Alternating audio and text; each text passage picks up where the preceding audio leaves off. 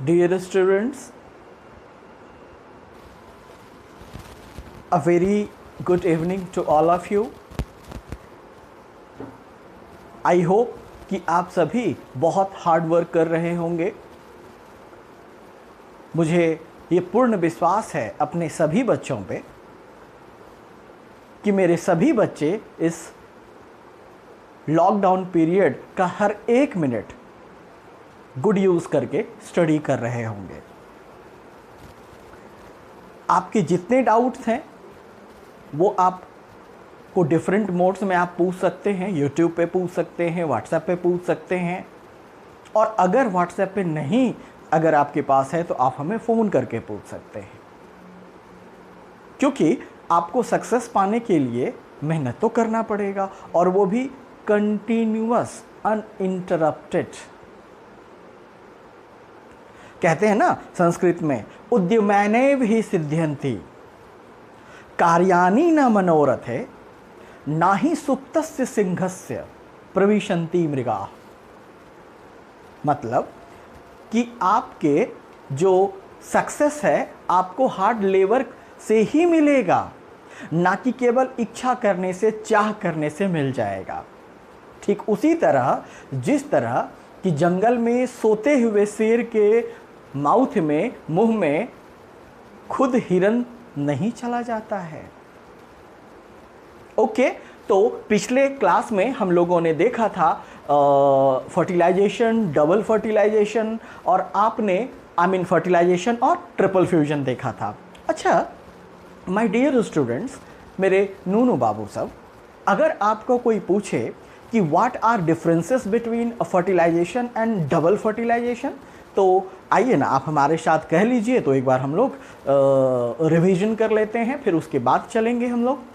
क्या है, फर्टिलाइजेशन में दो कॉम्पैटिबल गैमीट्स फ्यूज होते हैं, जबकि कॉम्पैटिबल वर्ड मैंने क्यों कहा अभी आगे पता चल जाएगा। डबल फर्टिलाइजेशन में कि उसमें किसका फ्यूजन होता है, फर्स्ट मेल गैमीट का एग सेल के साथ, वो तो कंपैटिबल है, लेकिन जो सेकेंड मेल गैमीट है वो तो सेकेंडरी न्यूक्लियस से करता है, तो वो तो कंपैट, क्योंकि सेकेंडरी न्यूक्लियस कोई गैमीट नहीं है, वो वेजिटेटिव सेल है, इसीलिए आपने उसको वेजिटेटिव फर्टिलाइजेशन भी कहा था।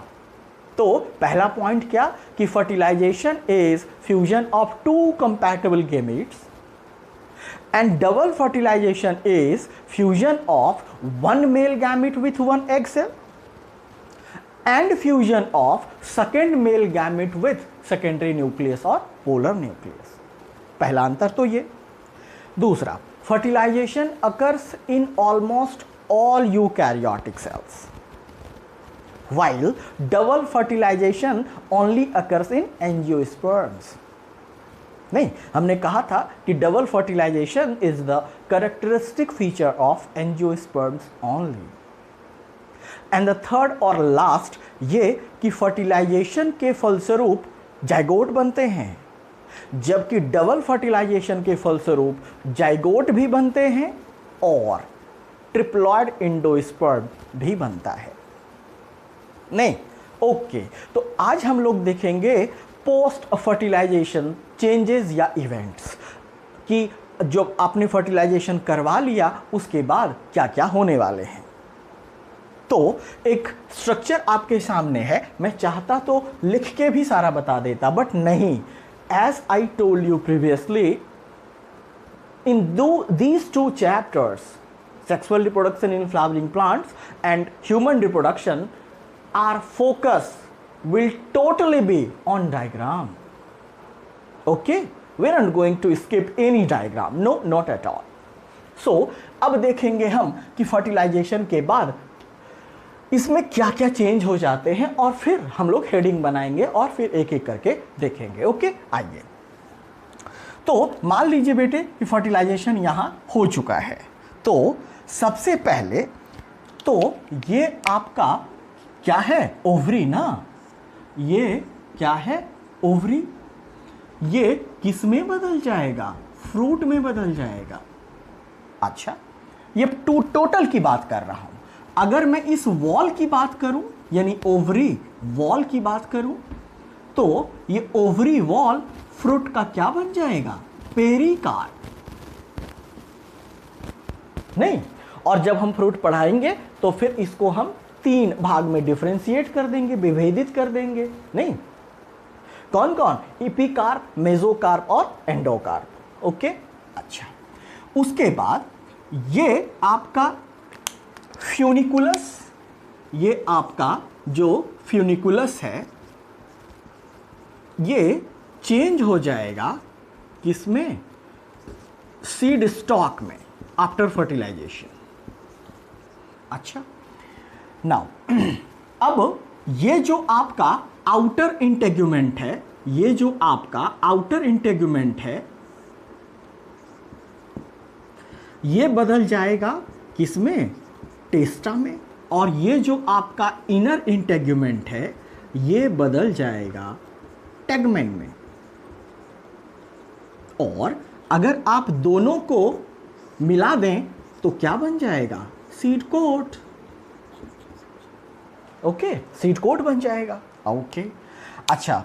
कभी कभी वैसे जब आपको मैं सीड पढ़ाऊंगा तो एक थर्ड इंटेगुमेंट भी किसी किसी फ्रूट में पाया जाता है, जैसे लीची में, मैं बताऊंगा आगे। ओके, अच्छा। उसके बाद जो आपके फ्लावर में आपका तो पूरा फ्लावर पढ़ रहे थे ना आप, तो उसमें बेटे कैलिक्स, कोरोला, एंड्राउशियम, स्टिग्मा और स्टाइल, ये सारे गिर जाते हैं, झड़ जाते हैं, जिसको बोलते हैं हम विदरिंग, यानी विदर्ड हो जाता है, झड़ जाते हैं, गिर जाते हैं। ओके, अच्छा। अब यहां आपका एंटीपोडल सेल था और यहां आपके सिनर्जिड्स हैं।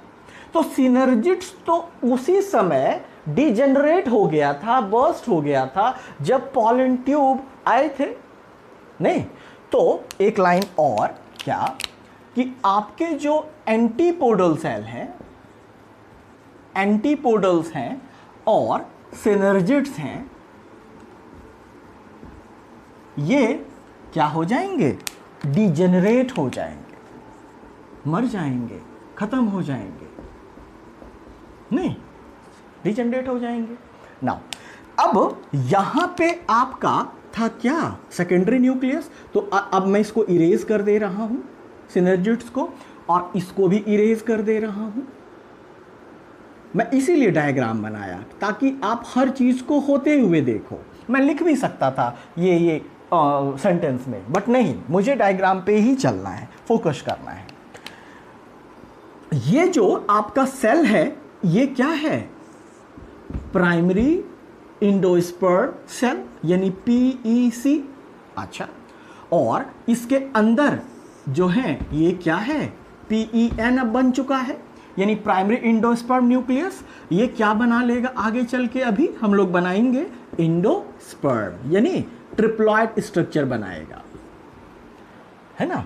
और ये इंडोस्पर्म जेनेटिकली और फिजियोलॉजिकली बहुत सुपीरियर होता है, बहुत स्ट्रांग होता है। क्यों? आगे बताएंगे आपको इंडोस्पर्म फॉर्मेशन में।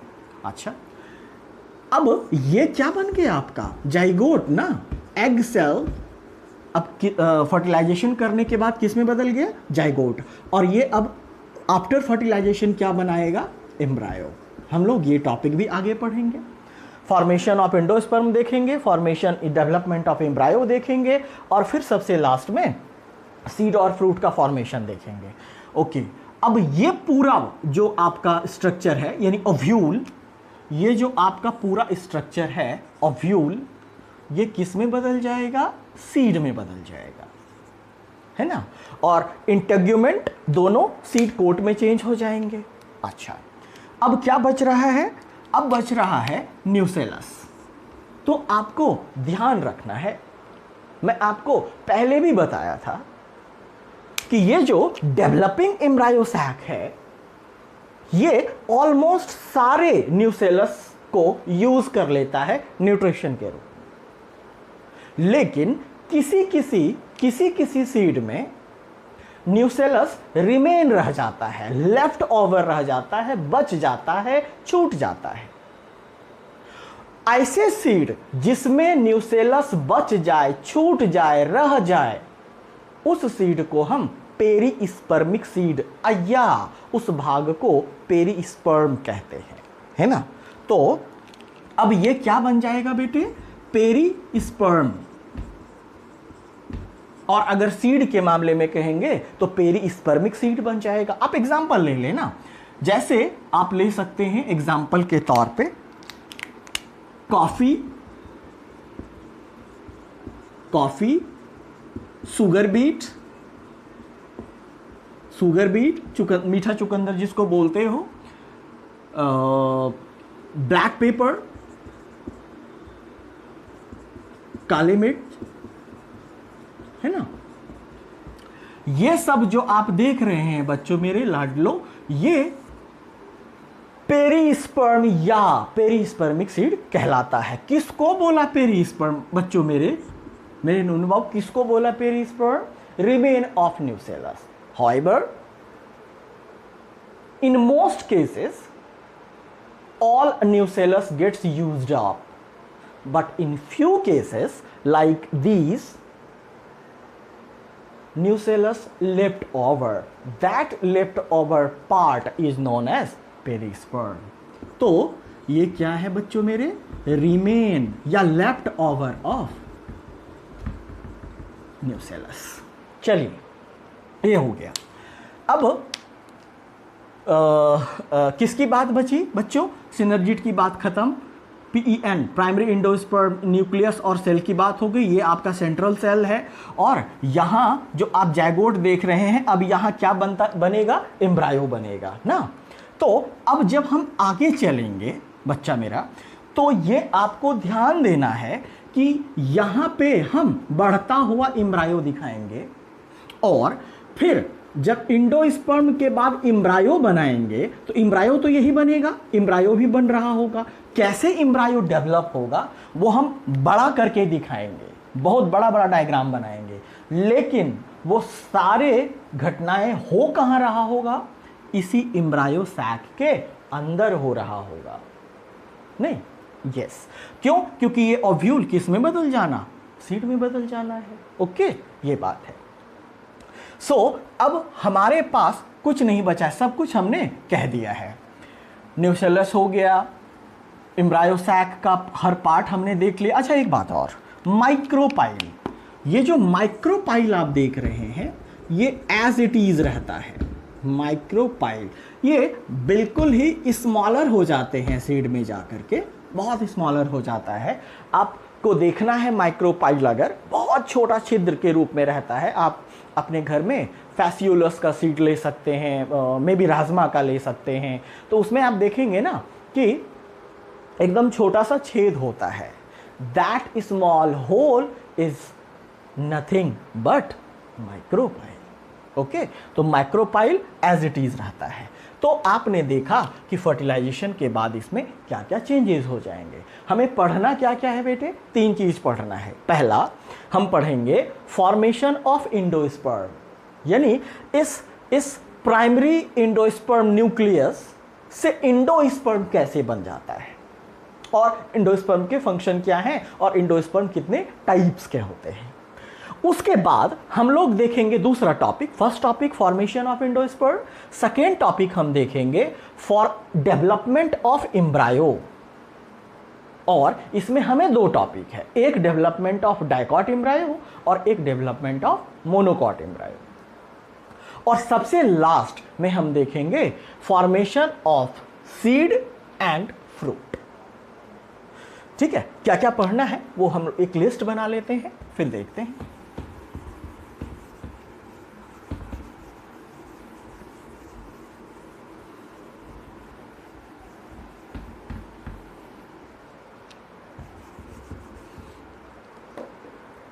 चलें,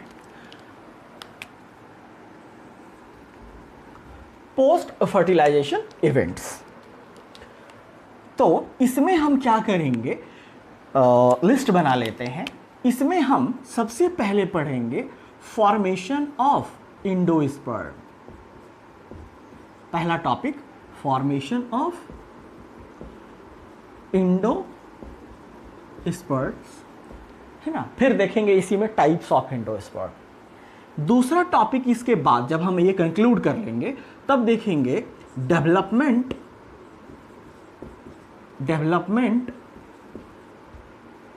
ऑफ एम्ब्रायो, यानी एम्ब्रायोजेनेसिस देखेंगे हम। एम्ब्रायोजेनेसिस, जेनेसिस मतलब फॉर्मेशन। और लास्ट टॉपिक इसमें पोस्ट फर्टिलाइजेशन इवेंट्स में जो हम देखेंगे वो होगा formation of seed and fruits. ये तीन चीज हमें पढ़ना है। So let's begin with the first topic, that is formation of endosperm. आज हम लोग इसको बहुत डिटेल में देखेंगे, अगर समय बचेगा फिर इसको हम लोग देखेंगे। तो आइए स्टार्ट करते हैं फॉर्मेशन ऑफ एंडोस्पर्म।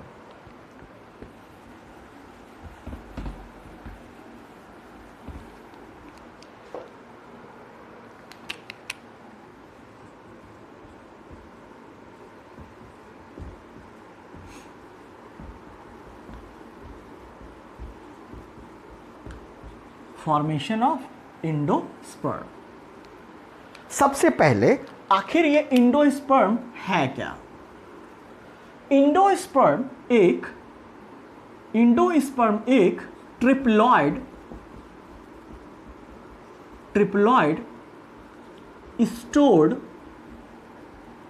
स्टोर्ड या न्यूट्रिटिव टिश्यू है,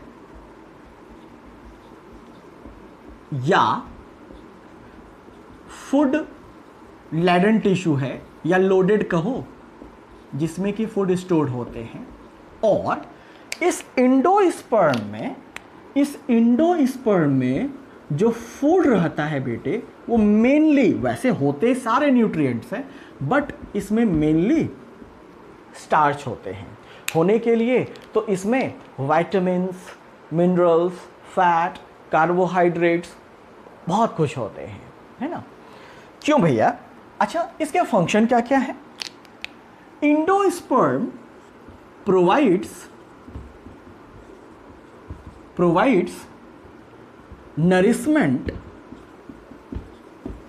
नरिशमेंट टू डेवलपिंग एम्ब्रायो। जो जायगोट के बाद आपने एम्ब्रायो कहा, उस एम्ब्रायो को बढ़ने में जो न्यूट्रिशन लगेगा वो कौन देगा? एंडोस्पर्म देगा।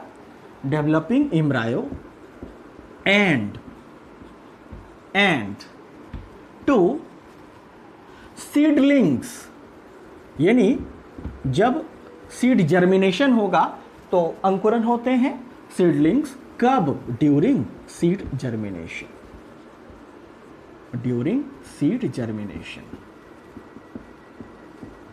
तो ये बेटे इसके फंक्शन हो गए एंडोस्पर्म के। अच्छा, अब देखते हैं हम टाइप्स ऑफ एंडोस्पर्म। एंडोस्पर्म के कितने टाइप होते हैं, है ना। अगर हम आपके लिए एक सेंट्रल सेल बनाएं या प्राइमरी एंडोस्पर्म सेल बनाएं, ये मान लीजिए PEC है, इसके अंदर ये आपका PEN हो गया, यानी प्राइमरी एंडोस्पर्म न्यूक्लियस हो गया। और यहाँ पे कौन भाई साहब वेट कर रहे हैं? बोलो, एम्ब्रायो ना, है ना। अरे भाई, जैगोट बन चुका है तो जैगोट से क्या बनेगा? एम्ब्रायो बनेगा ना। कैसे बनेगा वो हम आगे दिखाएंगे आपको। तो ये सेल हो गया आपका क्या? Primary endosperm cell. और ये क्या हो गया? Primary endosperm nucleus. Central cell को ही बोल दी हम लोग। अच्छा, टाइप्स ऑफ एंडोस्पर्म, ये मेन 3 टाइप के होते हैं। जो सबसे मोस्ट कॉमन होता है वो होता है न्यूक्लियर एंडोस्पर्म।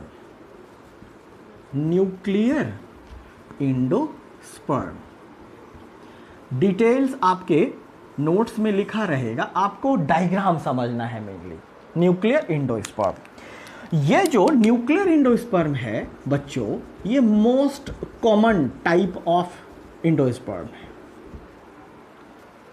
क्यों मोस्ट कॉमन टाइप है? क्योंकि इसमें फ्री न्यूक्लियर डिवीजन होता है, साइटोकाइनेसिस इसमें नहीं होता है। अब दिखाएं ना हम आपको, इसी चित्र को हम यहां बनाते हैं।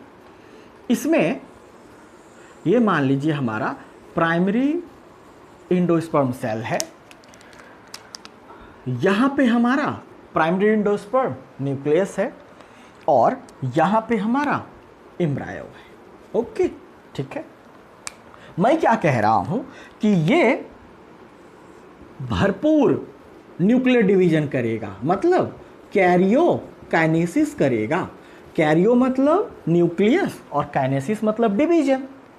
और चूंकि ये एक फ्री न्यूक्लियर डिवीजन करेगा, फ्री न्यूक्लियर क्यों बच्चों? क्योंकि कोई साइटोकाइनेसिस इसमें इस टाइप के इंडोस्पर्म में नहीं होता। फ्री न्यूक्लियर डिवीजन करेगा ये। और अब देखिए कैसा बन जाएगा।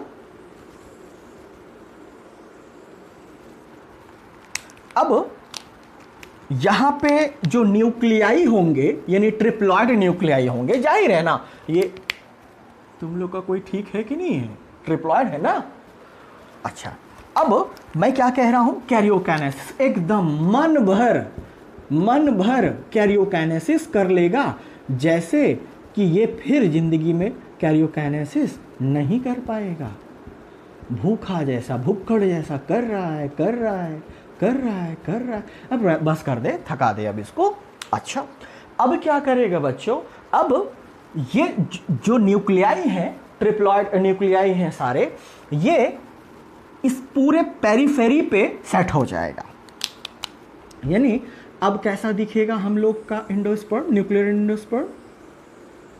ये देखिए, अब जितने भी आपके न्यूक्लियाई बने हैं कैरियोकाइनेसिस के फलस्वरूप, वो सारे कहाँ शिफ्ट हो जाएंगे बच्चों?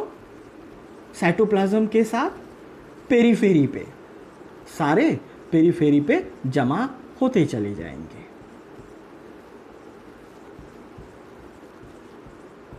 होते चले जाएंगे, है ना। और बीच में एक बड़ा सा वैक्यूल बनेगा। वैक्यूल नहीं बोलना, नहीं तो मेरा मित्र गुस्सा हो जाएगा। नहीं, ये क्या बन गया? वैक्यूल। और अब क्या होता है, ये जो पार्ट आप देख रहे हैं अभी तक सेल्यूलर नहीं बना है, शुरू से ये न्यूक्लियर है एकदम। ओके, अब ये जो आप सेल देख रहे हो, ये धीरे साइटोप्लाज्म सूख जाता है और ये बन जाता है क्या? सेल्यूलर। ओके, सेल्यूलर बन जाता है। ये क्या है बेटे? Central vacuole.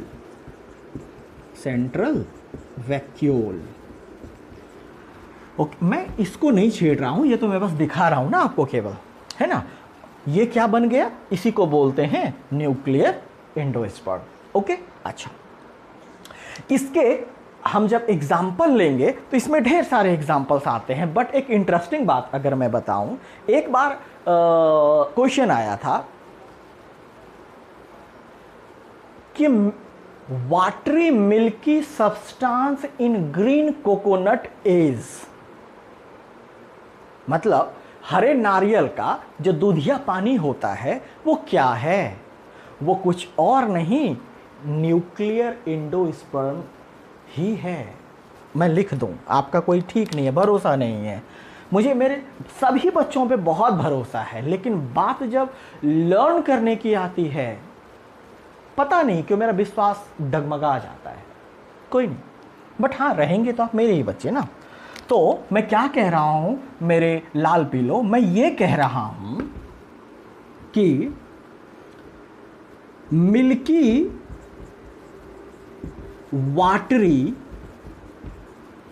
वाटरी या लिक्विड इंडोस्पर्म ऑफ कोकोनट, है ना। नारियल का जो आप पानी देखते हो वो क्या है? लिक्विड एंडोस्पर्म है। और एक इंटरेस्टिंग चीज बताएं हम आपको, वो क्या कि इस कोकोनट के वाटरी लिक्विड में क्या क्या पाया जाता है? बहुत कुछ पाए जाते हैं। Carbohydrate, proteins, fats, minerals, vitamins. तो आप कहेंगे सर आप तो पहले ही न्यूट्रिटिव लिख दिए हैं, तो इसमें इंटरेस्टिंग पार्ट तो कुछ नहीं है। तो अब बता रहे हैं ना इंटरेस्टिंग पार्ट, वो ये कि ये जो लिक्विड एंडोस्पर्म है कोकोनट का, ये हमारे बॉडी लिक्विड, हमारे अंदर बॉडी लिक्विड है ना, ब्लड है ना, तो वो हमारे बॉडी लिक्विड का आइसोटोनिक होता है। और जब हम आपको प्लाज्मा मेम्ब्रेन पढ़ा रहे थे और टोनिसिटी पढ़ा रहे थे, तो उसमें आइसोटोनिक, हाइपरटोनिक, हाइपोटोनिक आपको सब पढ़ाए थे। आइसो मतलब सेम, टोनिसिटी कंसंट्रेशन, यानी इन कोकोनट वाटर का जो कंसंट्रेशन होता है वही हमारे बॉडी फ्लूइड्स का भी कंसंट्रेशन होता है। ओके, तो ये था आपका न्यूक्लियर एंडोस्पर्म। अच्छा, एक बात और कि इसमें अगर आप एग्जाम्पल लेना चाहते हैं तो एग्जाम्पल ले लीजिए। इसमें एग्जाम्पल हम लेंगे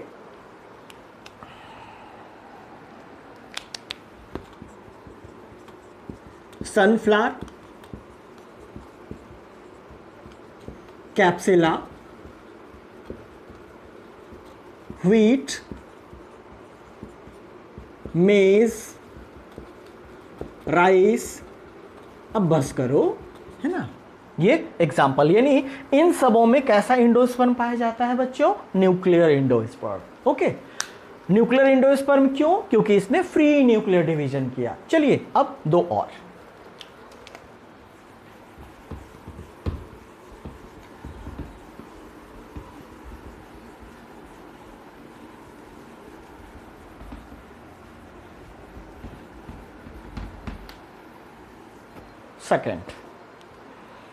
सेकंड है हमारा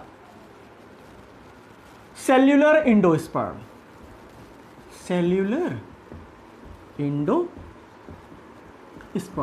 और थर्ड होगा हमारा हैलोबियल एंडोस्पर्म। हैलोबियल एंडोस्पर्म। सेल्यूलर एंडोस्पर्म, देखिए नाम पड़ा है, यानी ये शुरू से सेल्यूलर रहेगा। कहने का मतलब कि हर कैरियोकाइनेसिस के बाद साइटोकाइनेसिस होगा, इसीलिए नाम पड़ा है सेल्यूलर एंडोस्पर्म। और सेल्यूलर एंडोस्पर्म कहने का मतलब कुछ और नहीं है, यही है। इसमें क्या होगा बेटे? Every division of primary endosperm nucleus is followed by what? Cytokinesis, है ना। तो चलिए दिखाइए फटाक से, इसमें दिखाइए फटाक से। ये जो है आपका PEC है, I mean primary endosperm cell है, ये आपका PEN हो गया। इसमें ये क्या होगा? ये आपके कैरियोकाइनेसिस कर लिए? नहीं, आपने कहा every division of PN is followed by cytokinesis. अब क्या होगा बच्चों? अब इसमें साइटोकाइनेसिस हो जाएगा, और जब साइटोकाइनेसिस होगा तो फिर कैसा हो जाएगा? ये देखें, नहीं, और फिर ये करता चला जाएगा, यही कार्यक्रम चलता रहेगा। और एक समय ऐसा आएगा कि पूरा जो इसका एंडोस्पर्म है वो सेलुलर बन जाएगा, है ना। तो ये है आपका सेल्यूलर एंडोस्पर्म। शुरू से ये सेल्यूलर होता है, इसमें फ्री न्यूक्लियर डिवीजन नहीं होता है। अच्छा, एक और इंटरेस्टिंग बात बताएं, वो क्या कि आपका जो व्हाइट पार्ट ऑफ कोकोनट है, जिसको आप हिंदी में गहरी बोलते हैं, वो कुछ और नहीं, क्या है, सेल्यूलर एंडोस्पर्म है। इसमें हम एग्जाम्पल ले सकते हैं मैग्नोलिया का, धतूरा का, पेटूनिया का, बहुत एग्जाम्पल है। चलें, हेलोबियल एंडोस्पर्म, इसमें क्या होता है बेटे, हेलोबियल एंडोस्पर्म में ये दोनों का बीच का एंडोस्पर्म है। दोनों का बीच का मतलब यानी ये हमारे न्यूक्लियर एंडोस्पर्म और सेलुलर एंडोस्पर्म के बीच का स्टेज है। So this is also known as intermediate type of endosperm between कौन कौन बोलो, न्यूक्लियर एंडोस्पर्म या ऐसे nuclear and cellular endosperm. Okay, इसमें देखो कैसे होता है, ये आपका पीईसी है ना, ये आपका क्या है, पीसी है ना। एम्ब्रायो रखना है रख लो भाई, मैं इसको कहीं नहीं ले जा रहा हूं। यहां आपका पीईएन है। क्या होगा इसमें कि इसमें कैरियोकाइनेसिस एक ही बार होगा, अभी पहले कैरियोकाइनेसिस एक बार होगा। फिर देखिए कैसे है ना, आई मीन यहां हो गया, अब कैरियोकाइनेसिस हुआ, ये देखो अब इसमें हो जाएगा ट्रांसवर्स डिवीजन, हो गया ट्रांसवर्स डिवीजन, यानी अब क्या हो गया, कैरियोकाइनेसिस। कैरियोकाइनेसिस के बाद कौन, साइटोकाइनेसिस। अब क्या करेगा, अब दोनों ही सेल में फिर से कैरियोकाइनेसिस शुरू हो जाएगा। यानी अब कैसा दिखेगा हमारा डायग्राम, तो ये हमारा ट्रांसवर्सली डिवाइड हो गया, और अब फिर ये मस्ती से अपने गाने गाते हुए कैरियोकाइनेसिस कर रहा है। नहीं तो देखिए नहीं आप, साइटोकाइनेसिस हो गया तो सेलुलर टाइप हो गया, और अब ये मस्ती में कैरियोकाइनेसिस कर रहा है तो किस टाइप हो गया, न्यूक्लियर एंडोस्पर्म टाइप हो गया ना। इसलिए तो इसका जो हम लोग एग्जाम्पल लेंगे वो लेंगे, एग्जाम्पल इसका हम लोग लेंगे एस्फोडेलस का। इसमें बहुत सारे टाइप है, और एक मैं बता दूं आपको, आप जो पीनट देखते हैं, मूंगफली या ग्राउंड नट जिसको बोलते हैं, ग्राउंड नट का बॉटनिकल नेम क्या है बताया था ना, एरेकिस हाइपोजिया, वह क्या है, हेलोबियल एंडोस्पर्म है। और बेटे ये किस में पाए जाते हैं, तो ये डाइकॉट में नहीं पाए जाते, तो ये पाए जाते हैं हेलोबियल्स, ऑर्डर है ये, ऑर्डर ऑफ मोनोकॉट। मोनोकॉट के का जो ऑर्डर है हेलोबियल्स, उसमें ऐसा पाया जाता है, इसीलिए नाम भी पड़ा हेलोबियल एंडोस्पर्म। ओके।